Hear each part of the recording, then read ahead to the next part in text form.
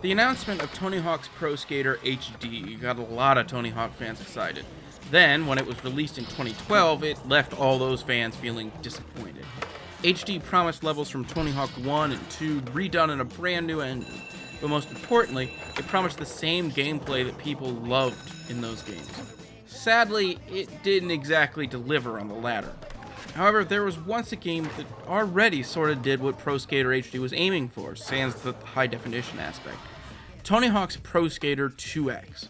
Mostly forgotten these days, 2X was a launch title for the original Xbox, and was mostly ignored at the time because Pro Skater 3 had just been released for PS2 and GameCube.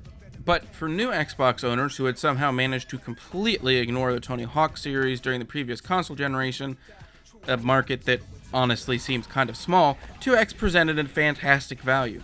Not only did it contain all of the levels from Tony Hawk 2 with slightly improved graphics, but it also contained all the levels from the first Tony Hawk game, albeit just as levels using the mechanics from the second game. The game also contains 5 levels that are exclusive to it, which are just not all that great.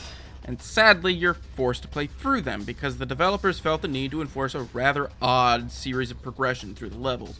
When you first start up Tony Hawk 2X, you'll need to play through the levels from the second game, then play through all of the new levels, then you can finally play through everything from the first Tony Hawk.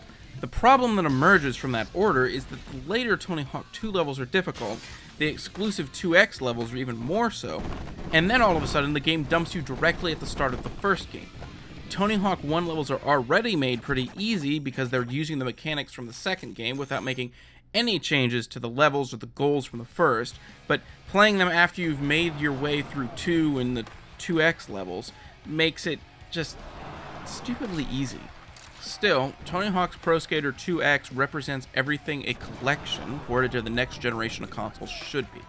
The graphics are improved, everything about the gameplay is intact, and there are new features that make it worth picking up again. Granted, the timing of its release was somewhat problematic, and at the time it was extremely difficult to recommend 2X over its far superior sequel on PS2 and GameCube. But today, I would argue that this is probably the best way to experience the second game, which is probably the second best game in the series, only behind 3, as far as I'm concerned. However, if you're looking to play the first Tony Hawk, I really can't recommend this game's emulation of it.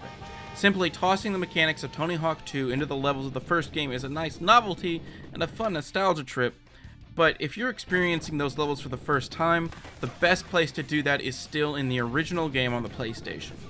But, as a whole package, Tony Hawk's Pro Skater 2X is still worth it today for a few reasons. Yes, it's the best way to experience the second game, but it's also a very intriguing look at an early prototype of a game that has become increasingly prevalent as the years have gone on. The remake or remaster of a game from the previous generation. These days we see it done wrong more often than not, and for games that it makes absolutely no sense to do it for. But this game is how they should be done. If more of them were done this way, I'd have way fewer problems with the practice as a whole. As far as the collectible status of this game goes, it's cheap. All Tony Hawk games tend to be cheap, and 2X is no exception. You can pick it up on eBay for $5 easily. If you look around, you can probably get it for even less. There's so many copies of Tony Hawk games out there, and there's not a whole lot of interest in them. And moreover, if you're looking at things for the PS2 and Xbox, now's really the time to collect before the kids that grew up with these systems go back and start driving up the price of these games. So if you even vaguely want this game, go out and get it.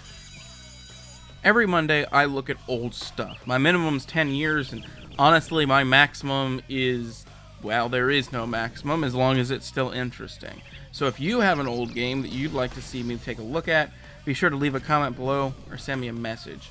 If you like this video, be sure to like it, and if you really liked it, be sure to subscribe. Thanks, and I'll see you next week.